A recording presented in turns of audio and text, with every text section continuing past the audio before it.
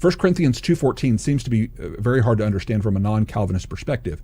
I know you have addressed this verse before, but I'm wondering if you could say more to understand it. I don't know that I could say more than I've already said, Richard, with regard to that. And if you do go to the website and type in Corinthians there, the search feature, the question is why 1 Corinthians 2:14 does not teach total inability or teach what Calvinists think it does. And it has a link there to a video.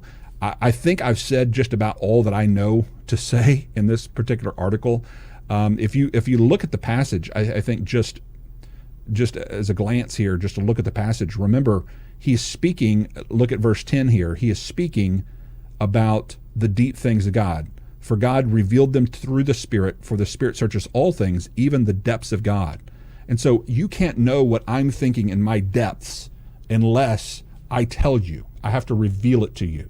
In the same way, you can't know what God's thinking unless God reveals it to you. Well, how does he reveal it to you?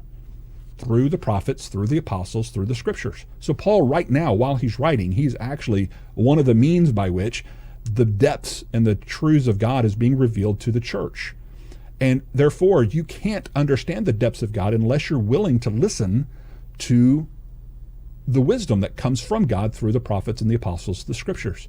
If you're shutting yourself off to the spiritual things that are from God through the apostles, the scriptures, and the means by which he's revealing himself, then you'll never grow. You'll never go into the deep truths of the meat of God's word unless you're willing to study his word and understand it and listen to him. And he's going to bring you direction and guidance by the dwelling of his Spirit. And so one of the reasons I know that verse 2, chapter 4, verse 14 here, the natural person does not accept the things of the Spirit of God, for they are foolishness to him, and he cannot understand them because they are spiritually discerned. He goes on to talk about you can't accept these things of God, these things of the Spirit. Again, still speaking about the deep things of the Spirit.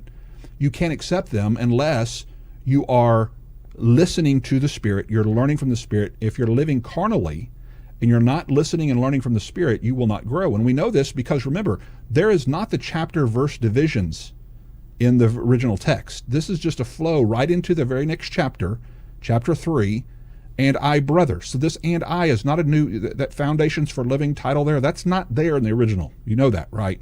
I think we all probably know that. He just flows right in there. And I, brothers and sisters, he calls them brothers and sisters, brethren. He calls them Christians, in other words.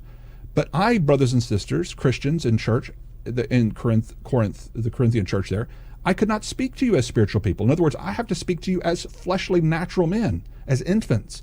I gave you milk to drink, not solid food, for you are not yet able to consume it.